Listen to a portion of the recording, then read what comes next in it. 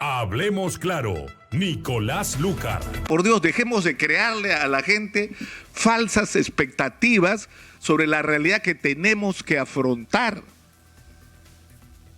Hay que ser responsables en el manejo de la información. Hay que enfrentar a veces la realidad con realismo y con coraje. Y esta es precisamente una de esas circunstancias. La Oficina Nacional de Procesos Electorales entregó sus resultados hace unos días y faltaban aún contabilizar aquellas actas en las que se habían realizado observaciones y que éstas habían ido en apelación a los jurados electorales y al Jurado Nacional de Elección. Pues bien, ese proceso terminó el día de ayer y al 100% de actas computadas y contabilizadas, Pedro Castillo tiene una ventaja de 44.240 votos sobre Keiko Fujimori. ¿Significa esto que ya es presidente? Todavía. Significa que en los números está arriba. ¿Qué es lo que falta? El proceso de trámite de los recursos de nulidad que se presentaron ante los jurados electorales especiales y que deben ser resueltos en última instancia por el Jurado Nacional de Elecciones. Pero ¿qué es lo que ha ocurrido? De los cerca de 1.000 o más de 1.000 recursos presentados, la mayor parte de ellos fueron presentados fuera de plazo, sin pagar la tasa obligatoria que la ley manda para tramitar una solicitud o un recurso de nulidad de esta naturaleza, sin adjuntar pruebas, y finalmente, incluso en aquellos casos donde se presentaron dentro del plazo que marca la ley, no hay ningún argumento a criterio de los jurados electorales especiales que los haga llegar a la conclusión de que el resultado de esas actas debe ser anulado porque ninguna de las causales invocadas está contemplada en el artículo 363 de la Ley Orgánica de Elecciones, que es donde está escrito cuándo sí y cuándo no se puede anular los resultados de una mesa de votación o incluso de una elección completa.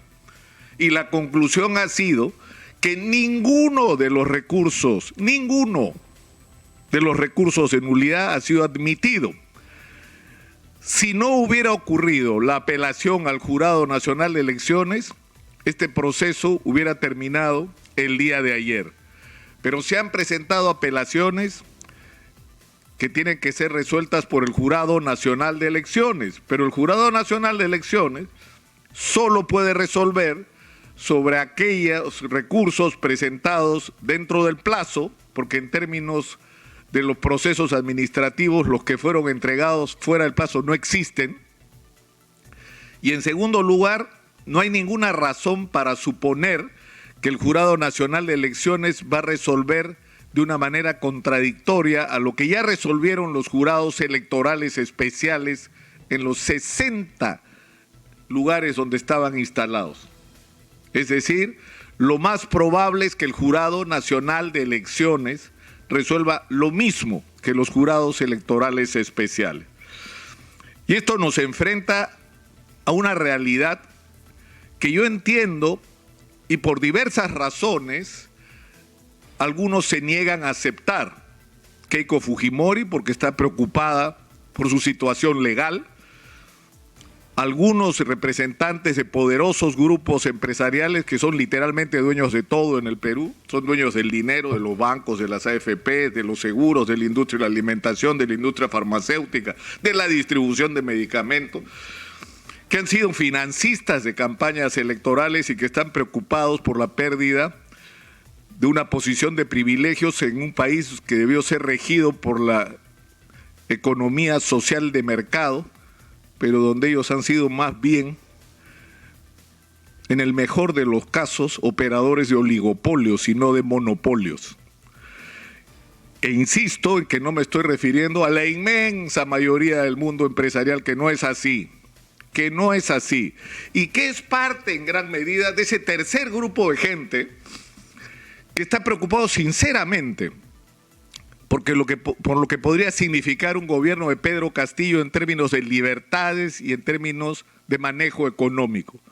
Y esa preocupación es una preocupación legítima que tiene que ser respondida, tiene que ser aclarada y que tiene que ser entendida y tomada en cuenta para cualquier cosa que se haga en el Perú. Pero se ha introducido la interrogante que si pese a estos resultados, ¿qué te queda cuando estos son los resultados? Que ha habido fraude. Entonces se ha instalado el concepto de fraude. Primero el fraude era el fraude en mesa, supuestamente hecho por personeros, en una complicidad que nunca se explicó cómo funcionaba con miembros de mesa. Pero lo cierto es que no se han acreditado evidencias fehacientes sobre esto. Es más, han circulado una cantidad de informaciones falsas de lo que se llaman fake news impresionante sobre lo que ha ocurrido en las mesas. Y acá es donde es importante entonces escuchar la voz de los especialistas, de la gente que sabe estudiar las tendencias, los movimientos en los resultados electorales que te puedan marcar lo que se llaman y denominan los científicos anomalías. Es decir, que hay demasiado voto cero, un voto demasiado alto que no corresponde, digamos, a las tendencias, e incluso se hacen comparaciones con resultados anteriores o con resultados dentro del mismo proceso.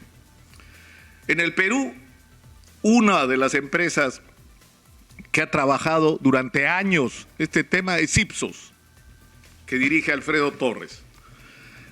¿Qué dice Ipsos de Alfredo Torres? En un trabajo que según ellos, en un análisis que se ha utilizado tanto el conteo rápido que realizó OMPE el día de las elecciones, como las propias actas, el 100% de las actas emitidas por OMPE. ¿Y cuál es la conclusión? Escúchenlo bien, por favor. Alfredo Torres, Ipsos, los análisis estadísticos realizados no permiten descartar ni comprobar que haya habido algunas actas manipuladas.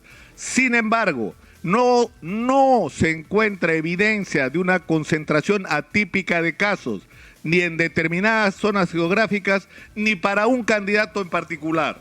Los resultados de la segunda vuelta no se alteran, ni se eliminan del conteo. No se alteran si se eliminan del conteo los casos atípicos para ambos candidatos. Si se eliminaran todas las actas con 0 votos para uno y otro candidato, la diferencia se reduciría en 11.825, lo que significa que tampoco se alteraría el orden de los resultados. Esto lo que está diciendo es que no hay ninguna evidencia en el análisis científico de los datos de que se haya producido un fraude. Y el doctor Pablo Lavado, que es un distinguido doctor en economía, profesor de la Universidad del Pacífico y reconocido especialista en la comunidad científica internacional por sus análisis y sus opiniones, ha hecho un examen y un análisis y dice: no conozco a ninguno de los dos candidatos, ni pertenezco ni converso con los equipos técnicos de los dos partidos. Mi análisis es técnico, imparcial y a título personal. Por supuesto, me puedo equivocar y estoy abierto a corrección, dice. Pero ¿qué es lo que dice Pablo Lavado en su conclusión?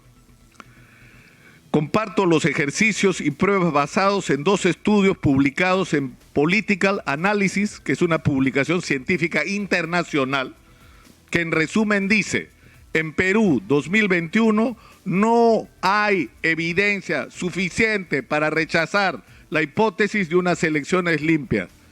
No hay fraude. Pablo Lavado, profesor de la Universidad del Pacífico. ¿Qué cosa? Alfredo Torres y Pablo Lavado se convirtieron en comunistas. Entonces, ¿qué ocurre cuando los especialistas dicen esto? Te buscas uno, porque ya sé lo que están pensando. Y Arrearán, el que salió en Cuarto Poder y ayer en la máquina de mentiras del señor Erasmo Wong. Bueno, el señor Guillermo Arrearán es un distinguido miembro de la comunidad de inteligencia de la Marina de Guerra. Es investigador y desarrollador, bachiller en Ciencias Marítimos Navales, licenciado en Ciencias Marítimos Navales, con segunda especialización en submarinos e inteligencia. Tiene, cierto, un máster en Ingeniería de Sistemas en la Universidad de Lima, pero además en Estrategia Marítima, Estrategia y Conducción Superior, doctorado en Derecho, experiencia en desarrollo de criptosistemas y ciberdefensa, actualmente involucrado en la investigación de sistemas, esto era el año 2019, de sistemas de dinámica de vuelo. Es un profesor de la Escuela Superior de Guerra de la Marina del Perú. El señor no es un especialista en el análisis y proyección de datos relacionados con los resultados electorales. El señor es un especialista en criptosistemas, es lo que ha hecho además, entiendo, durante 5 años, desde el 98 hasta el 2003 o más. ¿Y en qué consiste su trabajo? En descifrar códigos de esos juegos de espías. Cuando algún agregado militar envía un mensaje al comando de su país y lo envía cifrado y la comunidad de inteligencia lo detecta, alguien tiene que descifrar qué es lo que dice ese código. Bueno, eso era su chamba. Y eso es lo que enseñaba o enseña, entiendo. Y aparece este señor presentado como si fuera especialista en lo que no es, para hablar de un tema en el que él no tiene calificación ni reconocimiento internacional, pero dice eso que la gente, un sector de la gente quiere escuchar. Sí ha habido fraude, pero no presenta una vez más ninguna evidencia científica. Por Dios, dejemos de crearle a la gente falsas expectativas sobre la realidad que tenemos que afrontar. Hay que ser responsables en el manejo de la información y una vez más, se está escribiendo la historia del Perú. Se está escribiendo la historia del Perú en este momento. Y el papel que cada uno esté cumpliendo en este difícil momento de la vida nacional va a quedar registrado. Va a quedar registrado. Y cada uno se hará responsable de sus actos y de sus dichos. Hablemos claro, Nicolás Lúcar.